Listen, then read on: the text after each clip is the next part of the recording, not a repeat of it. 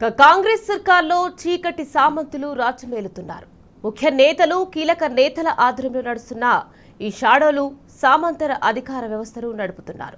ఓవైపు అధికారికంగా జరగాల్సిన పనులను అనధికారికంగా చక్కబెడుతూ, మరోవైపు భూదందాలు, సెటిల్మెంట్లతో వందల కోట్లు కొల్లగొడుతున్నారు. ఇప్పటికే షాడో సీఎం వ్యవహారం రచ్చకెక్కి అటు కాంగ్రెస్ పార్టీ, ఇటు ప్రభుత్వంలో తీవ్ర చర్చనీయాంశమైంది. తాజాగా ఇప్పుడు షాడో సీసీఎల్ఏ తెర మీదికి వచ్చింది. ప్రైవేటు సైన్యంతో భారీ భూదందాలు, సెటిల్మెంట్లు చేస్తున్నదని రెవెన్యూ వర్గాల్లో హాట్ గా చర్చ జరుగుతోంది.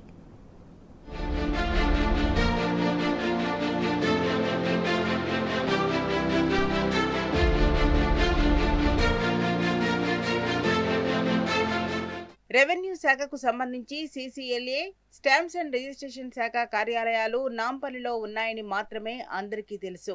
కానీ హైదరాబాద్లోని ఫైనాన్షియల్ డిస్ట్రిక్ట్ లో ఈ రెండు శాఖలకు అనధికారిక కార్యాలయాలు ఉన్నట్టు తెలుస్తోంది. ప్రభుత్వంలోని ఓ కీలక మంత్రి నేతృత్వంలో కోకాపేట కార్పొరేట్ తరహాలో ప్రత్యేకంగా ఆఫీస్ ఏర్పాటు చేశారని విశ్వసనీయంగా తెలిసింది. రాష్ట్ర వ్యాప్తంగా ఉన్న విలువైన ప్రభుత్వ భూములు, మరీ ముఖ్యంగా హైదరాబాద్ తో పాటు శివారు జిల్లాల్లోని భూములపై సదరు మంత్రి కన్నేసినట్టు సమాచారం.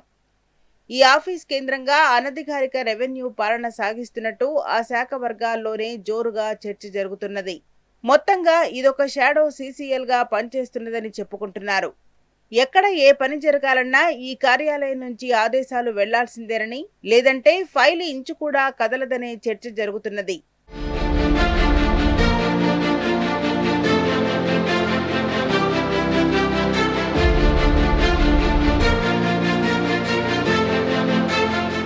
షాడో సీసీఎల్ఏ ఆఫీసులో పనిచేసేందుకు రెవెన్యూ, స్టాంపులు, రిజిస్ట్రేషన్ శాఖల నుంచి రిటైర్డ్ ఆర్టీఓలు, ఎంఆర్ఓలు, సర్వేయర్లు, సబ్ రిజిస్ట్రార్లను నియమించినట్టు సమాచారం. మొత్తంగా డజనుకు పైగా మందితో ప్రైవేట్ సైన్యాన్ని ఏర్పాటు చేశారని ఆరోపణలు వినిపిస్తున్నాయి.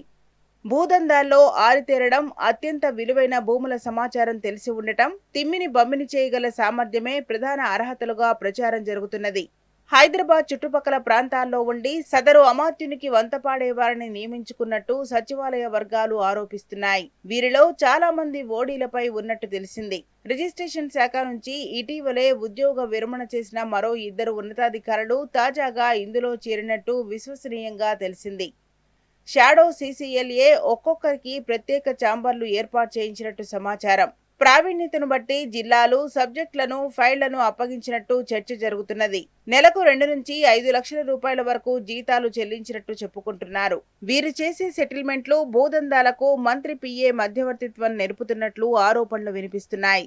ఈ ప్రైవేట్ సైన్యానికి ప్రభుత్వంలోని కొందరు ఉన్నతాధికారులు సైతం సహకరిస్తున్నారనే ఆరోపణలు వెల్లువెత్తుతున్నాయి. వారికి కావలసిన సమాచారం ఇవ్వడంతో పాటు అప్పుడప్పుడు ప్రైవేట్ ఆఫీస్కు వెళ్లి విలువైన సలహాలు ఇస్తున్నట్లు విశ్వసనీయంగా తెలిసింది.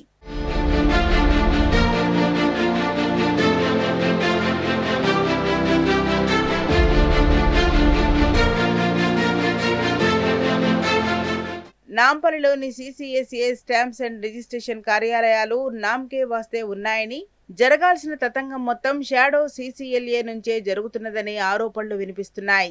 జీవోలు, ఎన్ఓసీలు, బదిలీలు, పోస్టింగ్ల ఆర్డర్లన్నీ అక్కడే తయారవుతున్నాయని చెబుతున్నారు. తర్వాత సచివాలయం నుంచి బయటకు వస్తున్నాయని రెవెన్యూ వర్గాల్లో గుసగుసలు వినిపిస్తున్నాయి. రాష్ట్ర వ్యాప్తంగా భూదందాల్లో షాడో కార్యాలయం అత్యంత కీలకంగా వ్యవహరిస్తున్నట్టు ప్రచారం జరుగుతున్నది. ప్రైవేట్ సైన్యంలోని అధికారులు ప్రతి జిల్లాలో registrar, sub registrar, RDO, MRO కార్యాలయాలపై ప్రత్యేకంగా నిఘా పెట్టినట్టు తెలిసింది. భూ వివాదాలకు సంబంధించిన అప్పీళ్లు, తీర్పులు, వ్యాలిడేషన్లు, రిలీజ్ ఆర్డర్లు, విచారణలు ఇలా అక్కడ జరిగే భూ లావాదేవీలను క్షుణ్ణంగా పరిశీలిస్తున్నట్టు సమాచారం. వాటి ఆధారంగా ఫైళ్లు తెప్పించుకొని సెటిల్మెంట్లు చేస్తున్నారని ఆరోపణలు వినిపిస్తున్నాయి.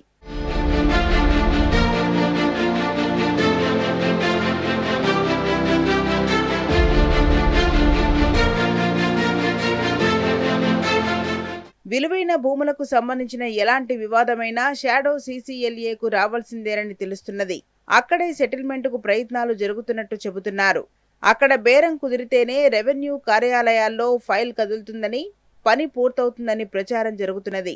కొన్ని దందాల్లో భూముల్లో వాటా డిమాండ్ చేస్తుండగా, మరికొన్ని దందాల్లో నగదు తీసుకుంటున్నారని సమాచారం. భూములైతే కనీసం 30% వాటా డిమాండ్ చేస్తున్నట్టు చర్చించుకుంటున్నారు. కొన్ని సందర్భాల్లో విలువైన భూములకు వివాదం సృష్టించి తర్వాత దాన్ని తొలగించే మార్గాన్ని చూపించి భారీగా దండుకుంటున్నారని ఆరోపిస్తున్నారు.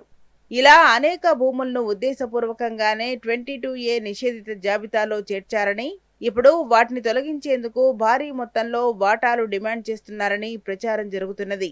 ఇక్కడ బేరం కుదిరిన వెంటనే సదరు ఆఫీస్కు ఫోన్లు వెళ్తాయని, ఆ తర్వాత పనులు వేగంగా పూర్తవుతాయని రెవెన్యూ వర్గాలు తెలిపాయి.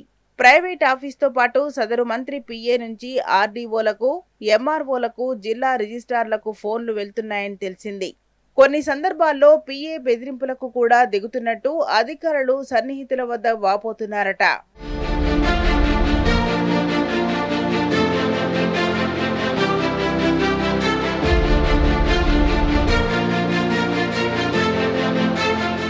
సదరు మంత్రి విలువైన భూములపైనే కన్నేసినట్టు తెలుస్తున్నది. మరీ ముఖ్యంగా హైదరాబాద్, రంగారెడ్డి, మేడ్చల్, మల్కాజిగిరి, వికారాబాద్ జిల్లాలతో పాటు మెదక్, మహబూబ్ నగర్, నల్గొండ, ఖమ్మం, సిద్దిపేట జిల్లాలను టార్గెట్ గా పెట్టుకున్నట్టు విశ్వసనీయంగా తెలిసింది.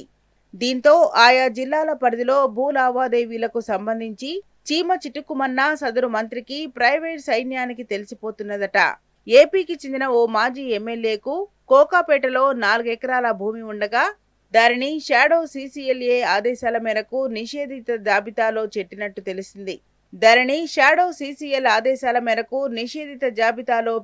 తెలిసింది.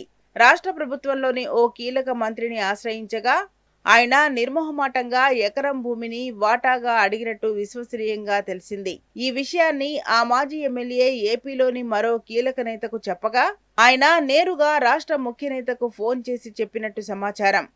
ఈ వివాదం ఇంకా కొనసాగుతున్నదని తెలిసింది. ఇలా సమస్య సృష్టించడం, పరిష్కారానికి వాటాలు అడగడం, బెదిరింపులకు దిగడం పరిపాటిగా మారిందని విమర్శలు వెల్లువెత్తుతున్నాయి. షాడో సీసీఎల్ఏ కేంద్రంగా ఇలాంటివి కోకొల్లలుగా జరుగుతున్నాయని చెప్పుకుంటున్నారు.